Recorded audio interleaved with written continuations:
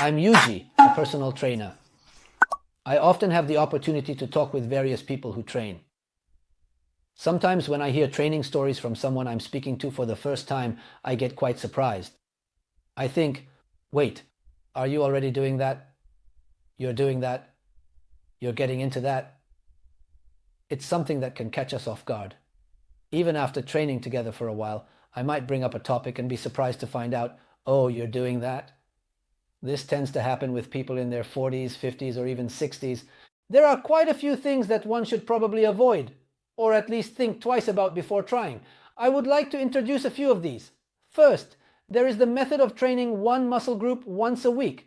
What this means is that because they are using a split training method, they only work on their chest once a week. After that, they rest for 6 days and then do it again the following week. Some people also apply this approach to their back, training it only once a week. Now, when it comes to training one area once a week, it's primarily done by athletes or really serious competitors who participate in competitions. Those at that level tend to follow that approach, and information about it circulates. So, people with impressive physiques are training one area once a week. There are some who think that's the way to go, but when I talk to them face to face, well, I sometimes think that we might not be at that level right now at this moment. What I mean by that level is that if I said it now, it seems like they are seriously competing in that tournament. Those who participate in physique and bodybuilding are at one level. Training once a week means that after that session, they need to rest for the remaining 6 days because they are training extremely hard. When I say extremely hard, I mean they are lifting very heavy weights. It indicates that they are performing at a very high intensity, not just that it feels tough for them to do 10 repetitions. In the first place, after training for 10 or 20 years, they are using weights that would surprise anyone. They are lifting such heavy weights that it makes you wonder if they might get injured. Additionally, the number of sets they perform is incredibly high. It's quite common for them to work on one area with heavy weights for 1 to 1.5 hours. When they push themselves to that extent, they end up needing 6 days of rest to recover from overtraining. When it comes to whether people in their 40s and 50s can push themselves to that extent in training, the truth is they often cannot. As I mentioned, it takes about 20 years of consistent effort to reach that level. Even if someone is working hard, they are not at that level. To be honest, what I am doing now is a moderate effort in the world of strength training, including bodybuilding. Engaging in that moderate level of training twice a week is the best approach. So generally speaking, when it comes to training the chest, we have incline exercises and 4 sets of flat exercises, totaling 8 sets. This is considered moderate. I believe that training twice a week is the most effective for people in their 40s and 50s. I would like you to maintain that pace. If you were to do 8 sets and take 6 days off, your chest muscles would become lazy and wouldn't develop properly. Training twice a week will yield better results, so I think it's better to follow that pace overall. I believe that training twice a week is the best approach. Additionally, there is the issue of performing heavy weights without having a well-prepared body. This is quite common. It's not about saying that you shouldn't do a deadlift just because you haven't been to the sauna. Rather, it's about having proper flexibility. For instance, in Mongolia, many people attempt deadlifts and squats without sufficient flexibility, which can affect the health of the spine. You see, if you can't develop this kind of flexibility, and you continue to push yourself, you will end up getting crushed. I've seen quite a few people who handle heavy weights, and it feels quite dangerous. If you keep doing that, you can easily get injured.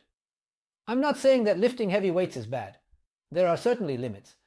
But when it comes to squats, I think it becomes a bit dangerous when you reach around 180 to 200 kilograms, for example.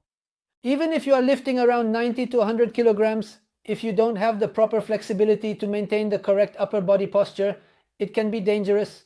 I want you to work on improving that flexibility. I understand the desire to lift heavy weights in exercises like the shoulder press, but it's essential to ensure that your shoulders can rotate properly. If your shoulders can't rotate well, or if your back isn't properly arched and tightened, then you shouldn't attempt it. It's like this. When you think it should be one way, but it can only be another, it can be quite unreasonable to try to force it. If you keep trying to do it that way, you will end up getting injured more easily. In such cases, it's necessary to work on your flexibility and pay attention to your back. For example, when doing the Superman exercise, you need to properly develop your chest, keep your face straight, and ensure that when you extend your arms, they rise well above the floor, ideally lifting a few centimeters off the ground for at least 30 seconds without any issue. I want you to handle heavy weights only after you have prepared properly. Heavy weights can be quite dangerous, especially when one is not adequately prepared. This is often the case during the general working years, so I would like you to handle weights only after you are well prepared. Additionally, regarding what goes into your mouth, there are many people who are quite involved with various supplements, but from what I've heard, they are still not at a high level in terms of training. It's around the intermediate level, but when I was training, I asked about that colored liquid. What are you drinking? And they said it was a drink containing maltodextrin. Maltodextrin is essentially a carbohydrate, quite sweet, and it's consumed during training. I felt that it wasn't really necessary. The reason for having that drink is that during training, if you run low on sugar, it can affect your strength training because you use a lot of sugar. If you push yourself hard without energy, your muscles will start to differentiate, so it's important to build muscle while keeping your head in the game. In that sense, yes, taking in sugar during training is beneficial. However, if you're not doing high weight training for an hour and a half or 2 hours, then there's no need to consume that much energy. That's one point to consider. First of all, being in a state of hunger is important. For example, if you start training 5 or 6 hours after your last meal, that's one thing. However, if you begin training 2 or 3 hours after eating, the carbohydrates from your previous meal, like rice, are sufficient. You can train with a regular diet, so I don't think it's necessary to consume sweet drinks during training. Water is perfectly fine. There are also various supplements available like creatine and others. But before considering those, it's important to focus on the basics. Are you eating properly? This is a basic question. It's not something I need to emphasize too much. But it's important to have a balanced diet with enough protein and vegetables. Whether you are eating 3 meals a day or breaking it down into 4 or 5 smaller meals, you should focus on that before considering various supplements. That's the order of priority. If your diet isn't in check, then there's no point in moving on to supplements. Even if you try various supplements, your body won't just be built that way. So first, you need to focus on balancing your meals, making sure to eat a proper breakfast, then divide your meals into 4 to 5 portions. Only after that should you consider various supplements. Even if your diet is somewhat balanced, for general individuals in their 40s and 50s, I think just protein, a multivitamin, and minerals are sufficient. You can take those supplements as a support while checking if you're lacking anything. You can't just take it away. I will use protein outside the gym. Well, while doing that, I will also update my meals. It's enough to ensure that the content of the training is at a high level, like that of the United Nations. A good physique can be developed in your 40s and 50s, so I think it's not necessary to dive into various supplements if you're not prepared with your diet. As for meals, I do not recommend completely cutting out carbohydrates at all. I believe that if you try to do that in your 40s and 50s, you might see a quick drop initially, but the weight loss is simply due to the fact that more than half of the water from muscle soreness has been lost. If this continues, metabolism will naturally decrease. So, when you regain your diet after losing some weight, you will likely gain it back again. In fact, you might find it easier to gain weight than before. This is because at the age of 40 to 50, muscle loss is common, and if you cut carbohydrates too much, it leads to muscle breakdown. Restoring that muscle becomes extremely challenging. What is the point of working hard on strength training in such a situation? I think it's better for people in their 40s and 50s to avoid situations where they might break down muscle, especially when trying to maintain their willpower and then suddenly dropping their intake. If they eat regular meals, it can actually make it easier to gain weight. Similarly, there's the 16-hour diet, but I don't particularly recommend that either. I believe it's better not to do it. As I mentioned earlier, if you eat 3 meals with the right balance, that's more than enough. You can build muscle and drop the dashboard, so I think it's better not to engage in long hours of drama. Also, training and diet are completely different things, but there are gyms that are much closer than the really great ones. When you go to the gym instead of training at home, there might be a fantastic gym a bit far away with excellent machines and various options available. It's definitely good, but if there's a distance, that should be considered.